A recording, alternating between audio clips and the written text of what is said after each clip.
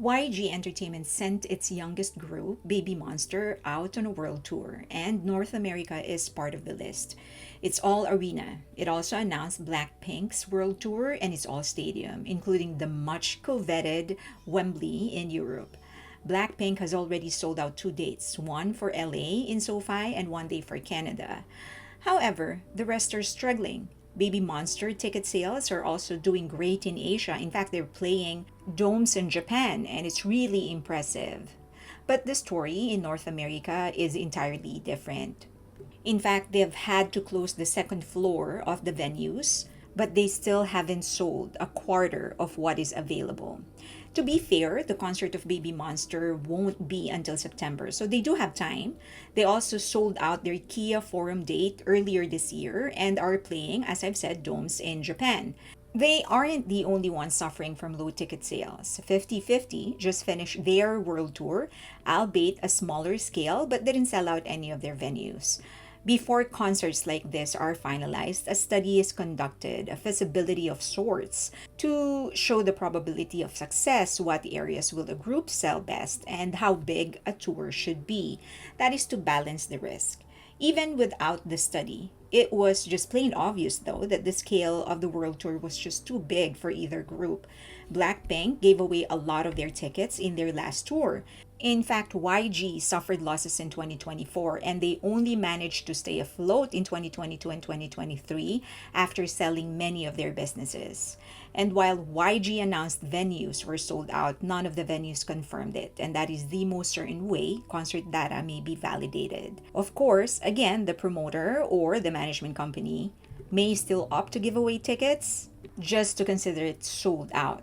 So the question is, why would YG and Attract push through? Did they not do a feasibility study? Or did they simply not care? Or do they have something up their sleeves? From a marketing, branding, and business strategy perspective, YG's decision and Attract's decision, despite poor ticket sales projections, can be understood as a calculated risk that prioritizes perception, long-term positioning, and investor confidence over short-term profit. And here's the breakdown.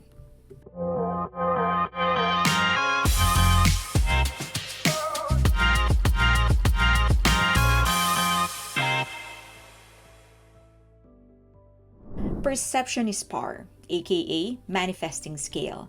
YG knows that image is currency in the K-pop world. Booking stadiums and arenas, regardless of whether they sell out, is a flex. For Blackpink, a stadium tour reaffirms their status as a global brand, and that is important, even if seats go empty.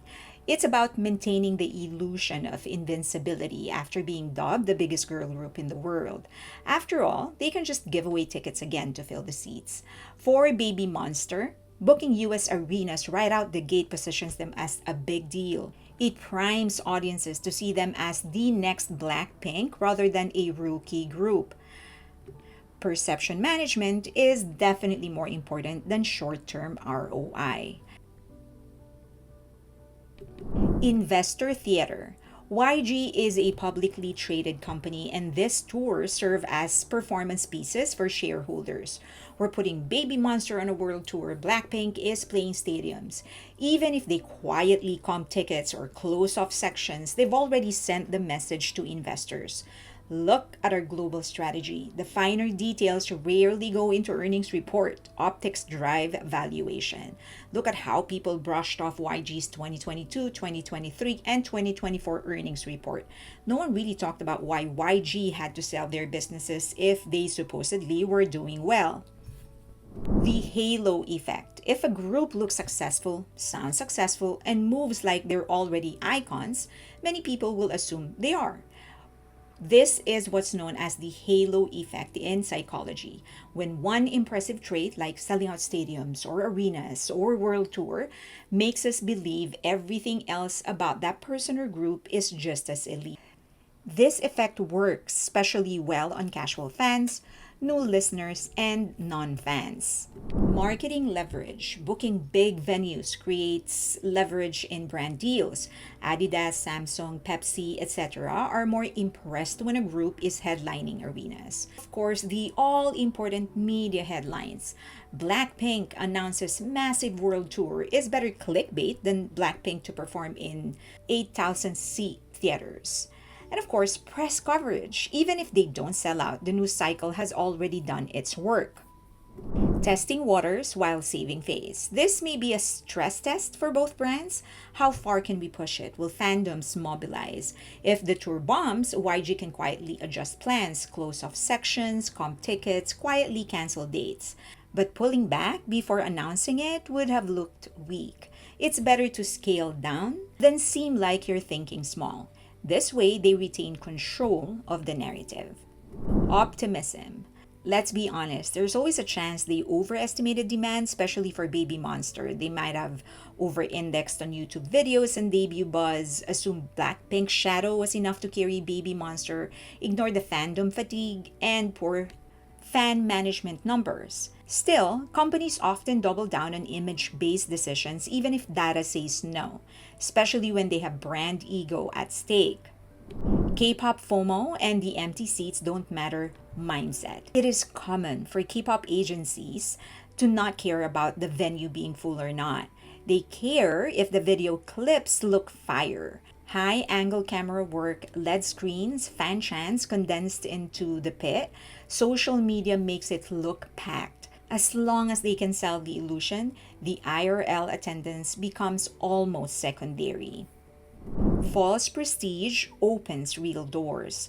Sometimes faking it till you make it actually works. Booking big venues increase bargaining power with future sponsors, brands, and broadcasters. Makes event organizers more likely to include them in global festivals.